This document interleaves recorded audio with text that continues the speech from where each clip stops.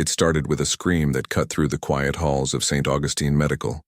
A patient was gone, just minutes after smiling, breathing, speaking.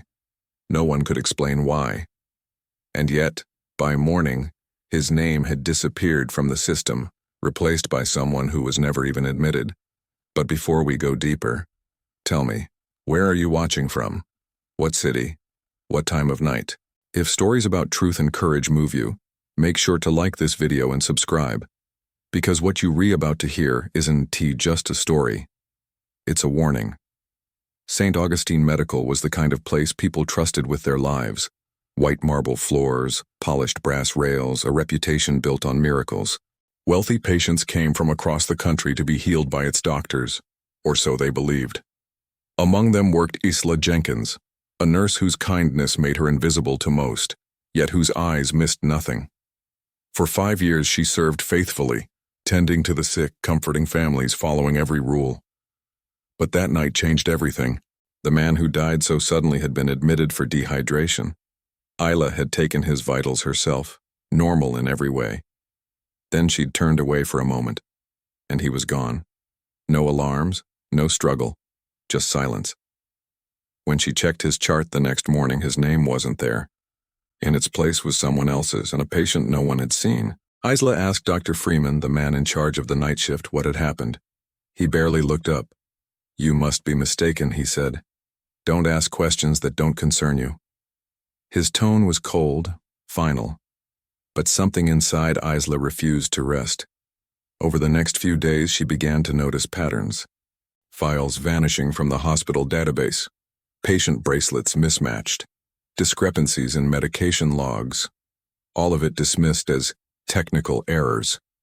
And always the same kind of victims. Those without family, without power, without anyone to ask what had happened to them. One night during her rounds, Isla saw something she couldn't explain. Down a dim corridor near the restricted labs, a man in a white coat moved quickly, pushing a cart covered with a dark cloth.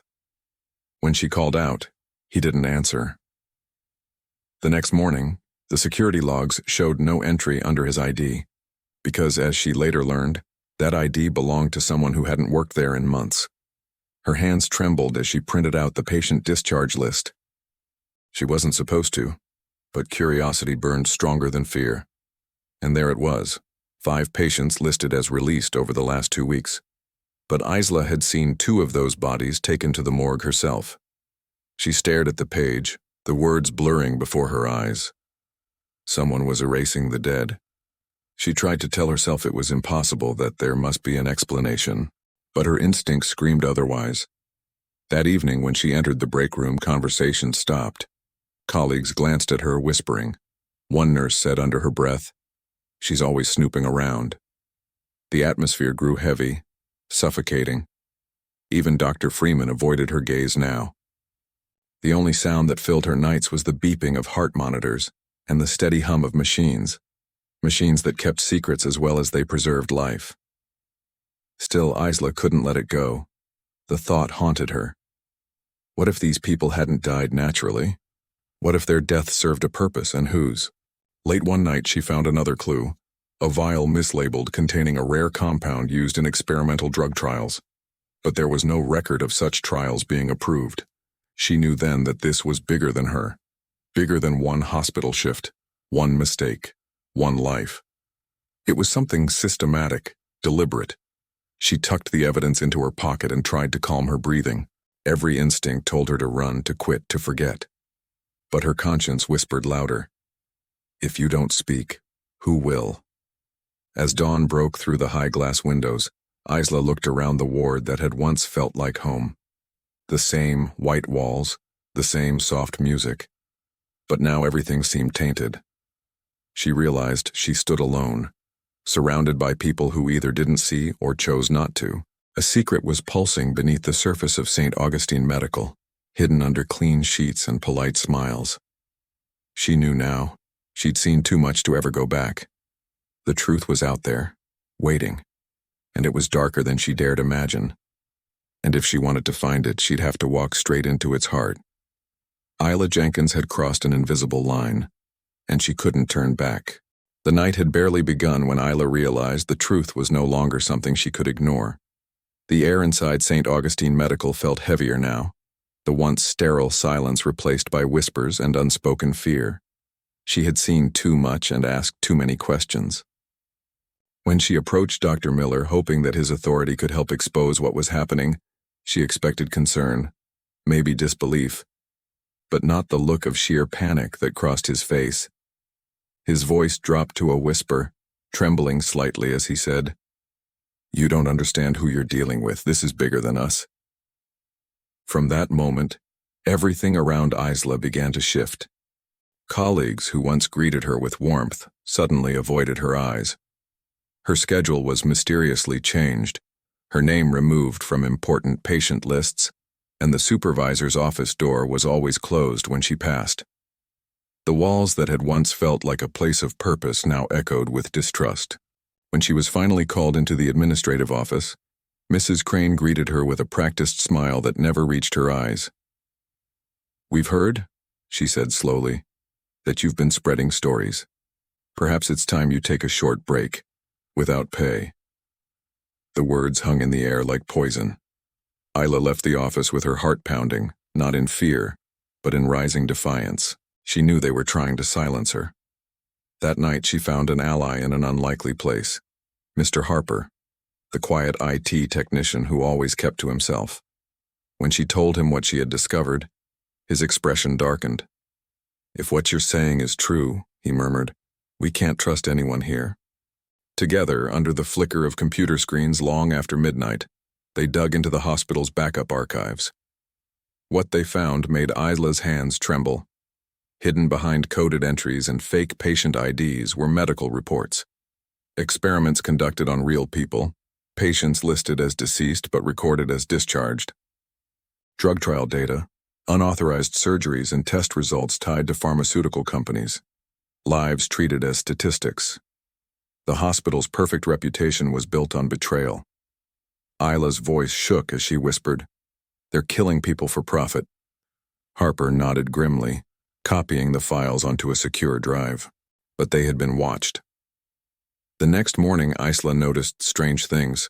Her locker door slightly open, her bag moved from where she left it. That evening, as she walked to her car, her phone buzzed with a message from an unknown number. "Stop before it's too late." Her blood ran cold. She turned, scanning the dark parking lot, but there was only silence. Later that night, she found Harper waiting outside the hospital, pale and tense. "They know," he said simply. "They searched my office. I'm being escorted out." Security guards appeared moments later, ordering him to leave the premises. His badge was deactivated on the spot. Isla felt her chest tighten. She ran to the records room, but it was too late. The files were gone. Her locker had been emptied, even her ID card no longer worked. When she tried to access the database, her login was denied. The system was erasing her existence one entry at a time. In the following days, the rumors spread that Isla Jenkins was unstable, that she had fabricated data. The same hospital that once praised her professionalism now painted her as a liability. But Isla refused to be broken. Each insult, each threat, each silence only hardened her resolve. She knew now that what she had uncovered wasn't just corruption. It was murder disguised as medicine. And those who profited from it would stop at nothing to keep it buried. Late one night, sitting alone in her small apartment with the last backup copy Harper had sent before his expulsion, Isla made her decision. There was no going back. She couldn't trust the administration, the doctors, or even the authorities within the city. She would have to expose everything, even if it meant destroying her own career. Her hands trembled as she looked at the flashing cursor on her laptop screen. She began typing her report, every word heavy with truth, every sentence a risk. The truth had cost her job, her peace, and her safety, but not her conscience. She whispered to herself, "If I stay silent, they win." The sound of a car engine outside made her pause. She turned off the light, her heart pounding in the dark. She didn't know if she had hours, days, or minutes before they came for her too. But she knew what had to be done. When the system cannot be stopped, The only option left is to shine a light on it. Isla took a deep breath, pressed send, and set everything in motion. She had chosen truth over fear, no matter the price. The story begins at dawn, when truth finally breaks through the walls of silence. Isla Jenkins, after sleepless nights of fear and doubt, decides to take the last step. She sends everything she's collected, the files, the recordings, the names, to a local journalist she trusts. Within hours, the story spreads like wildfire. Morning news flashes across every screen. Private clinic exposed in illegal medical experiments. The name of St. Augustine Medical is everywhere, no longer whispered with respect, but with shock and outrage. Inside the hospital, chaos erupts. Administrators rush through the halls, phones ring nonstop, and the board calls an emergency meeting. The air feels heavy, almost electric. Isla is called to the conference room. She walks in, every gaze fixed on her, some filled with anger, others with disbelief. Mrs. Crane stands at the front, her voice sharp and trembling with fury, accusing Isla of defamation, of betrayal, of bringing shame upon the clinic. But as she speaks, the live news broadcast flickers onto the screen behind her. Surveillance footage plays for everyone to see.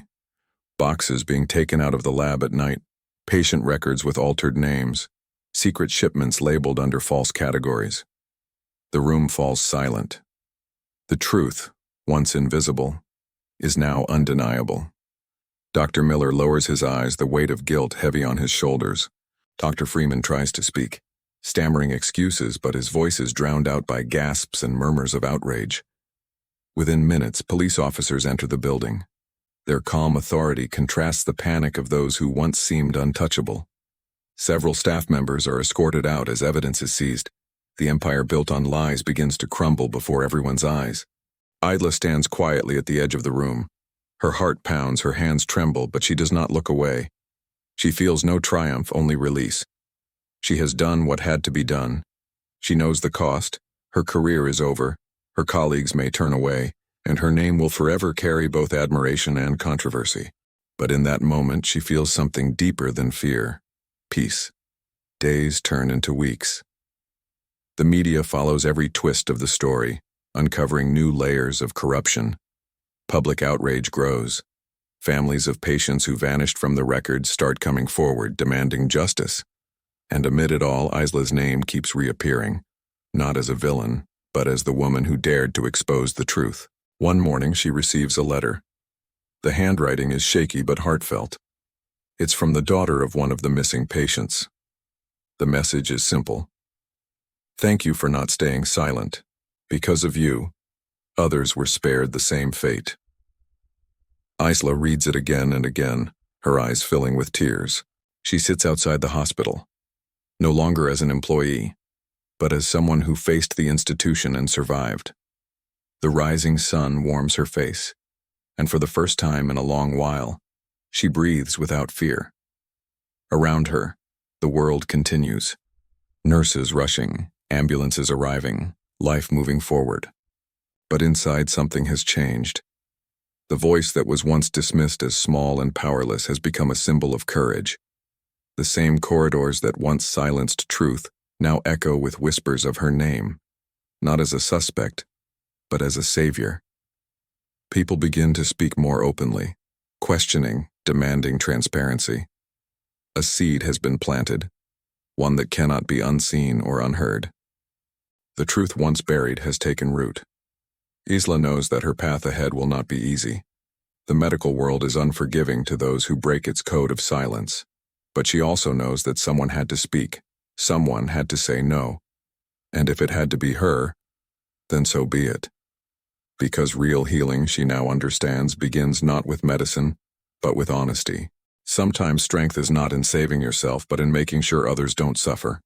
Honesty may not make life easy, but it makes it real. So if you've been moved by Isla's story, if her courage spoke to something inside you, let her voice continue. Tell her story. Share the truth. And don't forget to subscribe to this channel and leave a like on this video, so more people can hear stories that remind us that even one voice can make a difference.